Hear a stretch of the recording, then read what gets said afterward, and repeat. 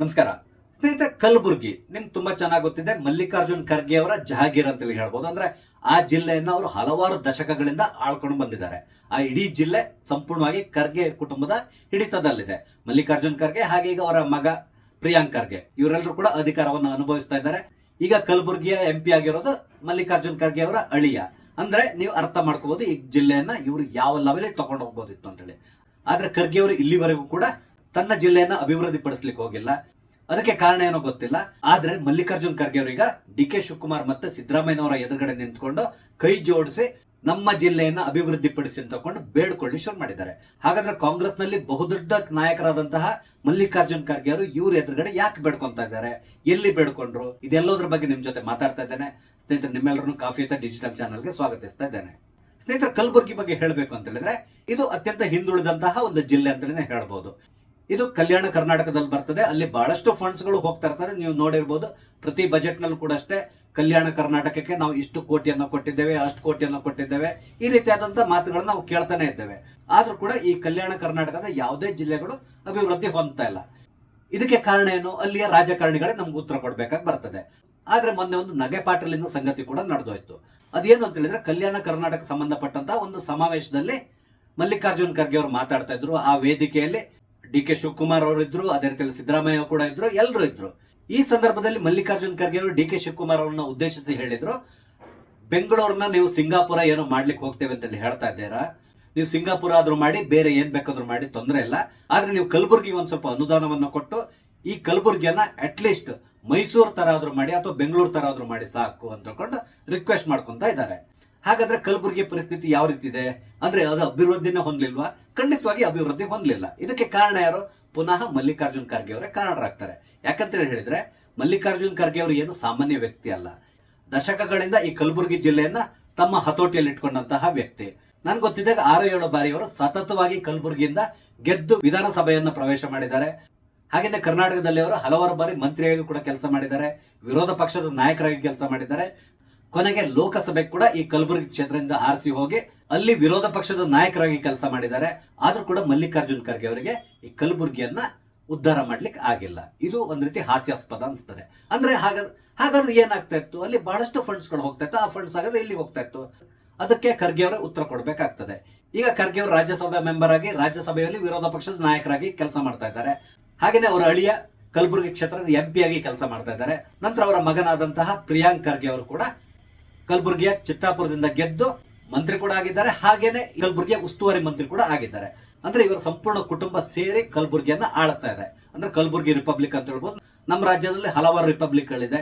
ಒಂದು ಬಳ್ಳಾರಿ ರಿಪಬ್ಲಿಕ್ ಈ ರೆಡ್ಡಿ ಒಡೆತನದಲ್ಲಿದೆ. ಹಾಗೇನೆ ಮೈಸೂರು ಭಾಗಕ್ಕೆ ಹೋದ್ರೆ ಸಿದ್ದರಾಮಯ್ಯನವರ ಒಡೆತನದಲ್ಲಿ ಮೈಸೂರು ಭಾಗ ಇದೆ. ಹಾಸನಕ್ಕೆ ಹೋದ್ರೆ ದೇವೇಗೌಡರ ಕುಟುಂಬದ ಒಡೆತನದಲ್ಲಿ ಹಾಸನ ಇದೆ. ನಂತರ ಬೆಂಗಳೂರು DK ಶಿವಕುಮಾರ್ ಒಡೆತನದಲ್ಲಿದೆ. ಹಾಗೇನೆ ಶಿವಮೊಗ್ಗ ಯಡಿಯೂರಪ್ಪ ಮತ್ತು ಅವರ ಫ್ಯಾಮಿಲಿಯ ಒಡೆತನದಲ್ಲಿದೆ. ಈ ರೀತಿಯಾಗಿ ಹಲವಾರು ರಿಪಬ್ಲಿಕ್ಗಳಿದೆ. ಇಲ್ಲೆಲ್ಲ ಕಡೆಗಳಲ್ಲಿ ಇವರೇ ರಾಜರಾಗಿದ್ದು ಇವರೇ ಆಳ್ತಾ ಇರುವಂತಹ ವ್ಯಕ್ತಿಗಳು. ಕಲಬುರಗಿಯಲ್ಲಿ ಕೂಡ ಅಷ್ಟೇ ಡೆವಲಪ್ ಮಾಡೋದಾದ್ರೆ ಖಂಡಿತವಾಗಿ ಖರ್ಗೆ ಕುಟುಂಬದವರು ಏನ್ ಬೇಕಾದ್ರೂ ಮಾಡಬಹುದಿತ್ತು. ಆದ್ರೆ ಅಲ್ಲಿ ಯಾವುದೇ ರೀತಿಯಾದಂತಹ ಅಭಿವೃದ್ಧಿ ಆಗಲಿಲ್ಲ. ಖರ್ಗೆ ಕುಟುಂಬ ಮಾತ್ರ ಅಭಿವೃದ್ಧಿ ಆಗಿದೆ ಅಂತಾನೆ ಹೇಳಬಹುದು. ನಾನು ಇಲ್ಲಿ ಕಲಬುರ್ಗಿ ರಿಪಬ್ಲಿಕ್ ಅಂತ ಯಾಕೆ ಹೇಳ್ತಾ ಇದ್ದೇನೆ ಅಂತ ಹೇಳಿದ್ರೆ, ಇತ್ತೀಚೆಗೆ ಚಲವಾದಿ ನಾರಾಯಣ ಸ್ವಾಮಿ ಅವರು ಪ್ರಿಯಾಂಕ್ ಖರ್ಗೆ ಅವ್ರ ಬಗ್ಗೆ ಏನೋ ಮಾತಾಡ್ತಾ ಇರುವಾಗ ಏನೊಂದು ಹೇಳಿದ್ರಂತೆ. ಆ ಶಬ್ದವನ್ನು ನಾನು ಇಲ್ಲಿ ಉಪಯೋಗಿಸೋದಿಲ್ಲ. ಆಗ ಪ್ರಿಯಾಂಕ್ ಖರ್ಗೆ ಅವರು ಕನಲ್ಲಿ ಕೆಂಡವಾಗಿ ಚಲವಾದಿ ನಾರಾಯಣ ಸ್ವಾಮಿ ಅವರಿಗೆ ಒಂದು ಚಾಲೆಂಜ್ ಕೂಡ ಮಾಡಿದ್ರು. ನಿಮ್ಗೆ ಧೈರ್ಯ ಇದ್ರೆ ಚಿತ್ತಾಪುರಕ್ಕೆ ಕಾಲಿಡಿ ಅಂತ ಹೇಳಿದ್ರು. ಕೊನೆಗೆ ಚಿತ್ತಾಪುರಕ್ಕೆ ಚಲವಾದಿ ನಾರಾಯಣ ಸ್ವಾಮಿ ಅವರು ಹೋದಾಗ ಅವ್ರನ್ನ ಗೆರವ್ ಮಾಡಿ IBಯಲ್ಲಿ ಕೆಲವು ಗಂಟೆಗಳ ಕಾಲ ಕೂಡಿ ಹಾಕಿದ್ದಾರೆ ಅನ್ನೋ ಸುದ್ದಿ ಕೂಡ ಇದೆ. ಆದ್ರಿಂದಾಗಿ ನಾನು ಹೇಳಿದ್ದು ಇಲ್ಲಿ ರಿಪಬ್ಲಿಕ್ ಅಂತ ಹೇಳ್ಕೊಂಡು. ಅಂದ್ರೆ ನೀವು ಅರ್ಥ ಮಾಡ್ಕೊಳ್ಳಿ, ಚಿತ್ತಾಪುರ ಅನ್ನೋದು ನನ್ನ ಹಿಡಿತದಲ್ಲಿದೆ. ಹಾಗಾಗಿ ನಾನು ಏನ್ ಮಾಡಿದ್ರು ನಡೀತದೆ. ಅದೇ ರೀತಿಯಲ್ಲಿ ನನ್ನನ್ನ ಟೀಕೆ ಮಾಡಿ ನೀವು ಚಿತ್ತಾಪುರಕ್ಕೆ ಹೇಗೆ ಬರ್ತೀರಾ ನಾನು ನೋಡ್ತೇನೆ ಅಂತೇಳಿ ಹೇಳಿದ್ರು. ಎಲ್ಲರಿಗಿಂತ ಮುಖ್ಯವಾಗಿ ಹೇಳ್ಬೇಕಂದ್ರೆ ಒಂದು ಪತ್ರಿಕಾಗೋಷ್ಠಿಯಲ್ಲಿ ಕೂಡ ಹೇಳಿದ್ರು, ನಮ್ಗೆ ಈ ರೀತಿ ಹೇಳಿದ್ಮೇಲೆ ಇವರಿಗೆ ನಾವು ಆರತಿ ಎತ್ತಿ ಸ್ವಾಗತ ಮಾಡ್ಬೇಕಾ, ಇದು ಚಿತ್ತಾಪುರ ನಾನು ಹೇಳ್ದಾಗೆ ನಡಿಬೇಕು ಅಂತ ಹೇಳ್ಕೊಂಡು ನೇರವಾಗಿ ಹೇಳಿದ್ದಾರೆ. ನಾನೇ ಇಲ್ಲಿಗೆ ರಾಜ ಅಂತ ಹೇಳ್ಕೊಂಡು. ಅಂದ್ರೆ ನೀವು ಅರ್ಥ ಮಾಡ್ಕೋಬಹುದು ಅವರ ಮೆಂಟಾಲಿಟಿ ಹೇಗಿದೆ. ಆ ಜಿಲ್ಲೆಯನ್ನ ಎಷ್ಟು ಹಿಡಿತದಲ್ಲಿ ಇಟ್ಕೊಂಡಿದ್ದಾರೆ. ಕೇವಲ ಓಲೈಕೆ ಮಾಡಿಕೊಂಡು ಪ್ರತಿ ಬಾರಿ ಕೂಡ ಚುನಾವಣೆಯನ್ನು ಗೆದ್ದು ಬರ್ತಾರೆ ಹೊರತು ಆ ಕ್ಷೇತ್ರಗಳು ಯಾವುದು ಕೂಡ ಅಭಿವೃದ್ಧಿ ಆಗಲ್ಲ. ಅದಕ್ಕೆ ಬದಲಾಗಿ ತಾವು ಮಾತ್ರ ಅಭಿವೃದ್ಧಿ ಆಗ್ತಾನೆ ಇರ್ತಾರೆ.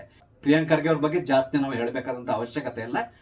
ನಿಮ್ಗೆ ಗೊತ್ತಿದೆ, ಒಂದ್ ರೀತಿಯಾಗಿ ಕರ್ನಾಟಕದಲ್ಲಿ ಅವರು ಸೂಪರ್ CM ತರ ಕೆಲಸ ಮಾಡ್ತಾ ಇದ್ದಾರೆ. ತನ್ನ ಖಾತೆಯನ್ನ ಬಿಟ್ಟು ಬೇರೆ ಎಲ್ಲಾ ಖಾತೆ ಬಗ್ಗೆನೂ ಮಾತಾಡ್ತಾ ಇರ್ತಾರೆ. ವಿಧಾನಸೌಧದಲ್ಲೂ ಕೂಡ ನೀವು ನೋಡಿರ್ಬೋದು, ಯಾರು ಯಾವುದೇ ಪ್ರಶ್ನೆ ಕೇಳಿದ್ರು ಕೂಡ ಆ ಖಾತೆ ಸಂಬಂಧಪಟ್ಟಂತಹ ಮಂತ್ರಿ ಉತ್ತರ ಕೊಡ್ತಾರೋ ಇಲ್ಲೋ ಗೊತ್ತಿಲ್ಲ, ಆದ್ರೆ ಪ್ರಿಯಾಂಕ್ ಖರ್ಗೆ ಅವರಂತೂ ನಿಂತ್ಕೊಂಡು ಉತ್ತರ ಕೊಟ್ಟು ಬಿಡ್ತಾರೆ. ಇದೆಲ್ಲೊಂದು ನೀವು ನೋಡಿರ್ತೀರಾ. ಅಂದ್ರೆ ಪ್ರಿಯಾಂಕ್ ಖರ್ಗೆ ಅವರ ತಲೆಯಲ್ಲಿ ಕೂಡ ಇದೆ, ನಾನು ಮಲ್ಲಿಕಾರ್ಜುನ್ ಖರ್ಗೆ ಅವರ ಮಗ ಅಂತೇಳಿ. ಯಾಕಂದ್ರೆ ಇವ್ರ ಯೋಗ್ಯತೆ ಅಷ್ಟೇ, ಮಲ್ಲಿಕಾರ್ಜುನ್ ಖರ್ಗೆ ಅವರ ಮಗ. ಅವ್ರು ಏನೋ ಹೆಸರನ್ನ ಪಡ್ಕೊಂಡಿದ್ದಾರೆ, ಅವರ ಹೆಸರಲ್ಲಿ ಇವ್ರು ಚುನಾವಣೆಯನ್ನ ಗೆದ್ದು ಬರ್ತಾ ಇದ್ದಾರೆ. ಅದು ಬಿಟ್ಟು ಅವರ ಯೋಗ್ಯತೆ ಏನನ್ನೋದು ಕಲಬುರ್ಗಿಗೆ ಹೋಗಿ ನೀವು ನೋಡಿದಾಗ ನಿಮ್ಗೆ ಗೊತ್ತಾಗ್ತದೆ. ಸರಿಯಾದ ರಸ್ತೆಗಳಿಲ್ಲ, ಯಾವುದೇ ರೀತಿಯಾದಂತಹ ವ್ಯವಸ್ಥೆಗಳಿಲ್ಲ, ಅತ್ಯಂತ ಹಿಂದುಳಿದಂತಹ ಒಂದು ಜಿಲ್ಲೆ ಇದು. ಎಲ್ಲದಕ್ಕಿಂತ ಮುಖ್ಯವಾಗಿ ಶೈಕ್ಷಣಿಕವಾಗಿ ಅತ್ಯಂತ ಹಿಂದುಳಿದಂತಹ ಜಿಲ್ಲೆ ಯಾವ್ದಾದ್ರೆ ಅದು ಕಲಬುರ್ಗಿ. ಇದಕ್ಕೆ ಸಂಬಂಧಪಟ್ಟಂತೆ ಏನಾದ್ರೂ ಇವ್ರು ಕೆಲಸ ಮಾಡ್ತಾರೆ? ಏನು ಮಾಡಲ್ಲ. ಯಾಕಂದ್ರೆ ಇವ್ರು ಆರಾಮದಲ್ಲಿ ಬೆಂಗಳೂರಿನಲ್ಲಿ ಕೂತ್ಕೊಂಡಿರ್ತಾರೆ, ರಾಜಕೀಯ ಮಾಡ್ಕೊಂಡಿರ್ತಾರೆ ಹೊರತು ತಮ್ಮ ಜಿಲ್ಲೆಯ ಬಗ್ಗೆ ಇವ್ರು ಯಾರು ಕೂಡ ಯೋಚನೆ ಮಾಡೋದಿಲ್ಲ. ಇತ್ತೀಚೆಗೆ ಮಲ್ಲಿಕಾರ್ಜುನ್ ಖರ್ಗೆ ಅವರಿಗೆ ಒಂದು ಭಯ ಹುಟ್ಟಿದೆ ಅನಿಸ್ತದೆ. ಮುಂದಿನ ಚುನಾವಣೆಯಲ್ಲಿ ನನ್ನ ಅಳಿಯ ಮತ್ತೆ ಮಗನನ್ನ ಇಲ್ಲಿಯ ಜನತೆ ಸೋಲಿಸಬಹುದು, ಆದ್ರಿಂದಾಗಿ ಏನಾದ್ರು ಸ್ವಲ್ಪ ಡೆವಲಪ್ಮೆಂಟ್ ಮಾಡಿದ ರೀತಿಯಲ್ಲಿ ನಾನು ತೋರಿಸ್ಬೇಕು. ಆದ್ರೂ ಕೂಡ ಇಲ್ಲಿ ಅಭಿವೃದ್ಧಿ ಅನ್ನೋದು ನನ್ನ ಕೈಲಿಲ್ಲ, ಅದಕ್ಕೆ ಬದಲಾಗಿ ಸಿದ್ದರಾಮಯ್ಯ ಮತ್ತು ಡಿ ಕೆ ಶಿವಕುಮಾರ್ ಅವ್ರ ಕೈಲಿದೆ.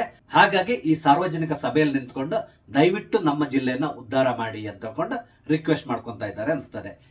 ಇದಕ್ಕೆ ಸಂಬಂಧಪಟ್ಟಂತೆ ನಿಮ್ಮ ಅಭಿಪ್ರಾಯ ಏನು? ದಯವಿಟ್ಟು ಕಮೆಂಟ್ ಮುಖಾಂತರ ತಿಳಿಸಿ.